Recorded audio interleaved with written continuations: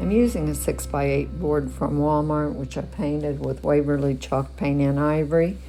The stamp set I am using is called Autumn Blessings, and it's from IOD's new collection, available on Decoupage Central. I'm using an IOD black ink stamp. I stamped my pumpkin on, and then I'm going to do some leaves on each side. The key is to pick it up totally straight, which is kind of difficult sometimes. Anyway, I got those on, and then I used Ranger Distressed Oxide in Vintage Photo to go all around the edges. And I think this is simple and cute. Hope you like it. Hope you spread it out there for me. And if you're not following me on Sharon Shedd Signs and Designs, I would love to have you do that. Thank you very much.